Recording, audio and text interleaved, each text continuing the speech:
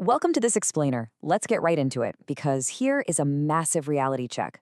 Life is short, but most people spend it like they have infinite time. We're constantly telling ourselves, oh, I should do that someday. But someday is a really dangerous word, right?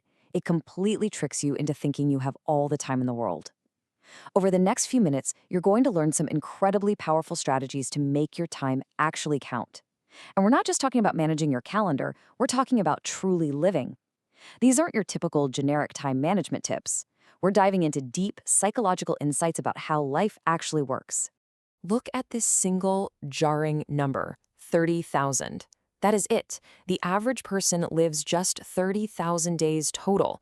When you strip away the decades and the years and just look at the raw days, it's a pretty heavy number to look at, isn't it? It suddenly makes the picture crystal clear and incredibly urgent. And really think about this for a second. If you're 30 years old right now, you have already burned through 11,000 of those days. They are gone, never coming back. It's wild to think about. This completely forces us to reevaluate our daily choices. It shows exactly why we absolutely cannot afford to just waste our remaining days living on autopilot. So let's jump right into Chapter 1, Escaping Time Blindness and Hacking Your Brain's Clock. Have you ever noticed how time just plays tricks on your mind? Understanding those tricks is your absolute first step to mastering your time. Think back to when you were a kid. A summer felt totally endless, didn't it? A single day could feel like an entire week. But now, years fly by like months. This is what we call the time unit paradox. And here's the crazy part. It's not just in your head. It's how your brain actually functions. Your brain literally measures time by recording new experiences. You see, as a kid, everything was new. Your brain was just constantly recording, taking it all in, which essentially made time expand and feel much slower. But as an adult, we get stuck in these comfort zones, and our routines literally make the days blur together. You have the same breakfast, do the same commute, watch the exact same shows on Netflix every night. Because of this, your brain literally skips recording those moments. It says, hey, just another normal day, nothing to see here. This is the ultimate trap of time blindness. But here's the good news. You can actually hack this system. To make time expand again, you just have to force your brain to pay attention. How? By injecting new experiences into your routine. Take a completely different route to work tomorrow. Commit to learning a new skill every single month, or just have a random conversation with a stranger. Each of these new experiences acts like a wake-up call, forcing your brain to hit the record button again. And while we're talking about how we perceive time, here is the absolute biggest mistake we make. We constantly overestimate what we can pull off in a single day, but we massively underestimate what we can do in a year. It's so true, right? This completely flawed perception of time is exactly why so many people quit their big goals way, way too soon. Moving right along to Chapter 2, Rethinking Priorities and the Illusion of Busyness. So many of us completely confuse being busy with actually being productive. We fill our days with tasks that feel super important in the moment, but frankly, don't matter at all.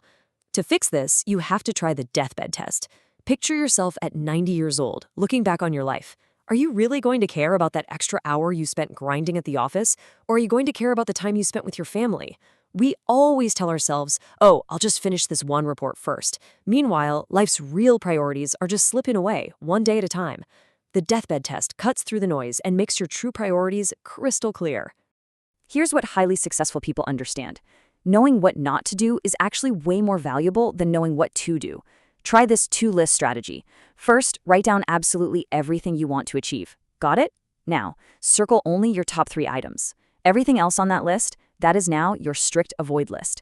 Think of it like compound interest, but for your life choices. Small, daily investments in those top 3 priorities multiply massively over time. But there's a catch. Social media, busy work, and constant distractions are always trying to steal your attention. The solution? Ruthlessly eliminate the non-essential. Your time is just way too precious for anything else. Okay, Chapter 3, the relationship bank account, and how small deposits bring big returns. Have you ever heard someone say, I don't understand why they're upset with me. I reach out whenever I need something. Well, there's the problem. Relationships basically work exactly like bank accounts. Every interaction is either a deposit or a withdrawal. And most people focus on big gestures, like expensive gifts or grand celebrations. But the truth is, small daily deposits matter so much more. Sending a random text just to check in, remembering small details, giving a genuine compliment. Being constantly late That's a withdrawal. And just like a real bank, you cannot make withdrawals if you haven't been making deposits. Now, here is a really counterintuitive thought. Shared suffering actually builds stronger bonds than shared pleasure. It sounds a bit crazy, but going through tough, challenging times together creates much deeper, far more resilient connections than just going out and having fun. Showing up for someone when things are genuinely hard is the absolute ultimate deposit into that relationship account. And, hey, do not ignore your weak ties.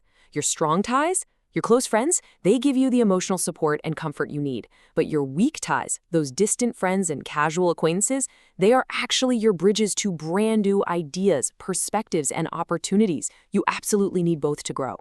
Oh, and if you want a fantastic hack to expand your sense of time, help others. It's the ultimate paradox. Giving away your time actually makes you feel like you have way more of it. Let's transition into Chapter 4, Redesigning Your Career Path and Escaping Career Quicksand. A lot of people think, I just need to stay in my lane, put my head down. But honestly, that is exactly how careers get permanently stuck. Your best opportunities aren't where you are right now, they are in the adjacent possible. That's the optimal sweet spot right between what you already know and what you could know, just one step outside your comfort zone. Staying in a comfortable job might feel safe, but comfort is literally career quicksand. The longer you stay in a role you've clearly outgrown, the harder it is to pull yourself out. So, forget the whole career ladder concept. It's totally restrictive, and honestly, it's a bit of a trap. Modern careers are way more like a jungle gym. You can move sideways, diagonally, sometimes even backwards. Each one of those moves helps you build a highly unique combination of skills. And that unique skill set is exactly what makes you totally irreplaceable in the market. Here is a massive mistake people make: optimizing for money way too early. In your 20s and early 30s, you have to optimize for learning. Every new skill you pick up is basically a lottery ticket for future opportunities, because money always follows knowledge. And here's a fun little secret for you. Use productive procrastination. Next time you're avoiding a big, scary task, channel that exact same procrastinating energy into learning a new skill instead. It works like a charm. Finally, Chapter 5, Making Your Hours Count Through Energy and Life Design. Here's the blunt truth. Managing those 30,000 days we talked about is completely useless if your tank is empty. Time management means absolutely nothing without energy management. You can color code your calendar all day long, but if you don't have the physical and mental vitality to actually execute, all those perfectly planned hours are just wasted. So how do we protect that energy? First off, drop the whole "I'll sleep when I'm dead" attitude. Protecting your sleep is absolutely vital for maintaining peak decision-making. Next, try micro-workouts. Just 5 minutes of movement here and there can give you instant mental clarity. But my absolute favorite hack on here, practice strategic incompetence. Basically, be deliberately bad at the non-essential tasks so people just stop asking you to do them. It is a total lifesaver. Take a look at this quote. Your life isn't something that happens to you. It's something you actively design. You can't just sit there and think your way into the perfect life. You have to actively build it through small experiments. Test things out, adjust, build better habits, and watch that massive momentum take over. Which brings us to our final, provocative question that I really want you to sit with today as we wrap up this explainer. What will you do with your remaining days? Time is going to pass whether you're using it wisely or not. Your habits become your days, those days become your years, and your years become your life. So please, don't wait for someday. Start right now. Pick just one single idea we covered today, test it out, and make it yours. Thanks so much for joining me on this explainer, and go make those days count.